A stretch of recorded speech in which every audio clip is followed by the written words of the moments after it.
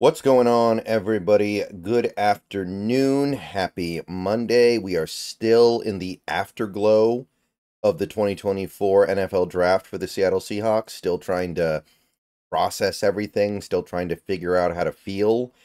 And I saw a really cool chart put together on X, and I wanted to make a video about it because the data that Renee Bugner here on X has compiled, also RNBWCV on his handle, is really cool and really educational and really illuminating.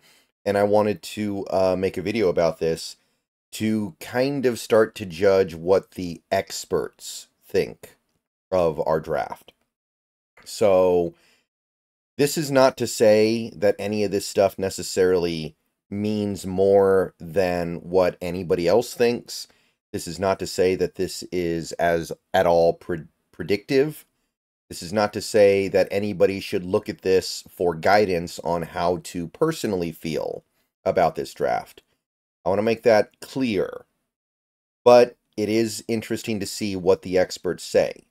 So what Mr. Bugner here did on X is put together a chart depicting what several, obviously not everybody, that would take forever, and nobody has time for that, but a lot of the top draft experts who have posted their draft grades for every team compiled into one chart. So the horizontal are the teams, and the vertical is the prognosticator, the evaluator, the draft analyzer, however you want to put it.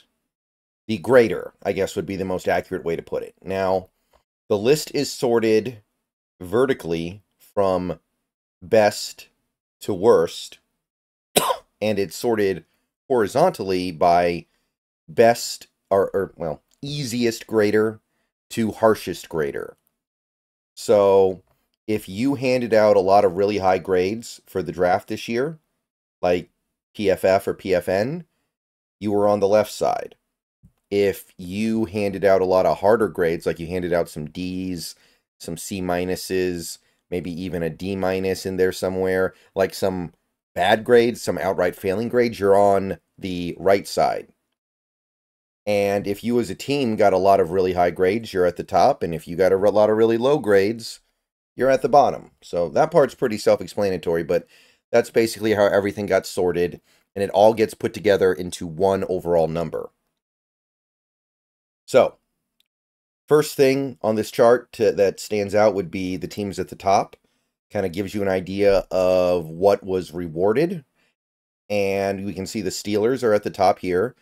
They got a couple of Bs, but it was pretty much all variations of As, A+, A-, got a couple B+, and their GPA, because this was all, like I said, combined into one GPA. And I found this out many years ago, talking with a friend of mine who had never been to America.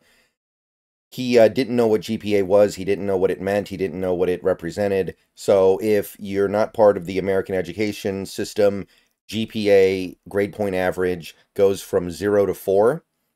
4 is basically perfect. You're getting everything right. You nailed it. A+. 0 would be F, failing. Everything's awful. I think 3 is equivalent to a B. I think that 2 is equivalent to C, and a 1 is equivalent to a D. So the Steelers getting a 3.92 is pretty close to as good as you're ever going to find. You also had the Bears. Now, they had an easy time of it because they had 2 picks in the top 10, but they did very well. So I certainly wouldn't begrudge them their really high score. The Eagles, I loved the Eagles draft personally, so that makes sense to me. Then you look at the bottom of the list, you've got the Falcons by far the worst grade, 1.68. In fact, they are the only team that failed according to the overall GPA because, well, at least when I went to school in America, in college, a 2.0 or lower or higher was passing. So 1.68 would be a fail. And the Falcons were the only team that failed, and they failed by a lot. And I think we all know why, and I certainly wouldn't argue with it. You have the Cleveland Browns down here as well. They didn't have a ton of picks because they're still working through the Deshaun Watson thing. And the Carolina Panthers down here pretty low as well. So that I don't feel as strongly about, but you can kind of see that the takes of the experts in many cases more or less matches my own. So where did the Seahawks come in here? Well, you probably already looked at the list and figured it out. They are a little bit below the average. They are sitting at 21. Out of 32 teams, they finished 21st. A GPA of 2.81, which I think is a B-, which is actually, as somebody who didn't love our draft class as much as some people, I think a little harsh. I think they did a good deal better than that. At the end of my draft, at the end of my draft coverage, I gave them a B+. I feel like they're right around there. Maybe UDFA, which I think has been really good so far, would bump them up to like an A-, but B+ is fine. So, first of all, one thing I want to say is I looked at some of the draft grades that were low for the Seahawks. Like, if you look here, you can see that Ryan McChrystal of Sharp Football gave the Seahawks a D. I looked at his article with the draft grades, and he did not give us a D in the article that I found. He gave us a C+, which is not very good, but it's much better than a D.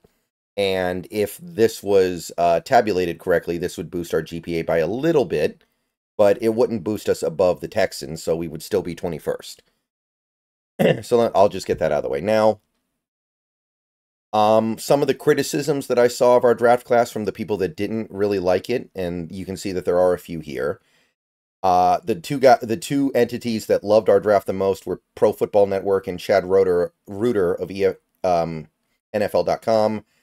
They both gave us A's. There were no A-. PFF gave us a B+. We got B+ from the AP, Rob Mahdi, and Chris Trapazzo of CBS Sports gave us a B+ as well.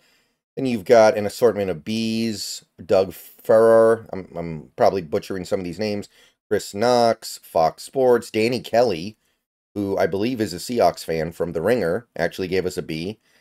We had a B from Nate Davis of USA Today, Thomas Pfizer of Sideline Reporter gave us a B. And then you had some B-, and then you start to get down into the grades that are a little more ugly, a little more negative. Like you had C+, you had a C. The B- aren't necessarily great either, by the way, but it's like these C+ and C's that you don't want to see. Now, again, that's not to say that it means anything. It doesn't, not yet. We are years away from finding out how much any of this stuff meant. But I looked at some of the write-ups that people did when they gave us these C and C+ type grades.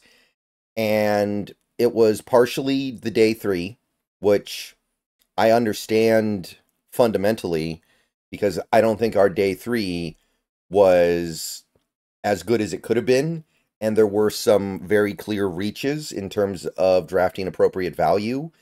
And there were some, I would say, I think it would be fair to call it questionable picks. So that I can kind of get behind. I would say that I don't think day 3 picks should be dragging things down this much.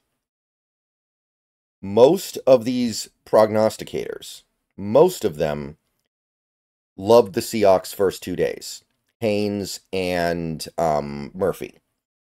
And then they allowed day 3 to drag things all the way down, which is really kind of strange to me. The first 2 days, those first 2 picks count for so much more than anything that happens on day 3.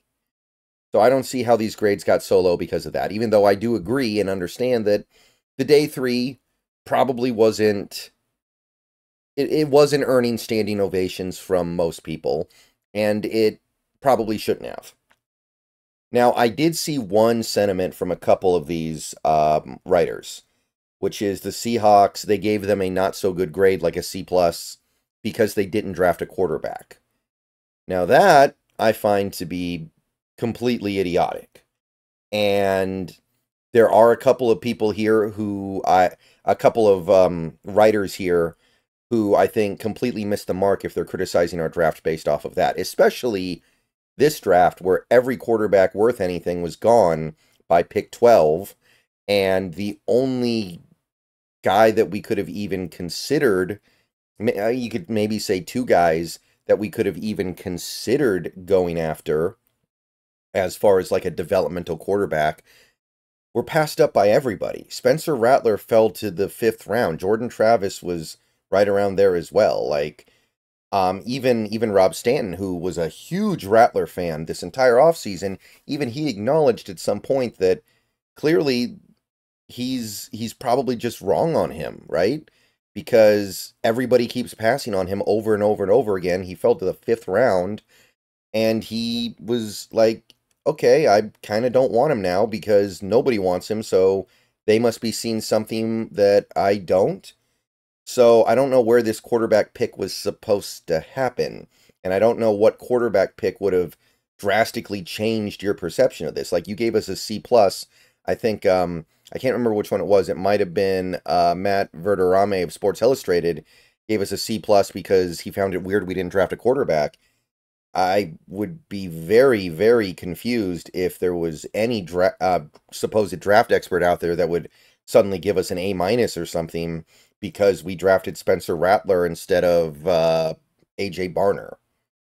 So that one you can miss me with. But that's basically what I was able to determine from looking at these articles. Just wanted to go ahead and talk about it for a little bit. Really cool set of data here. Great job, Mr. Bugner. Love it. What do you guys think? How do you guys feel about it? I think it's actually a little bit harsh. I think our draft was a little bit better than this. But this whole thing doesn't really matter until the players actually get out there, right? This whole thing doesn't mean a thing until the players start playing. But it's fun to look at. And it's all we have for months, guys. Like, I don't know who needs to hear this, but it's going to be a very long time.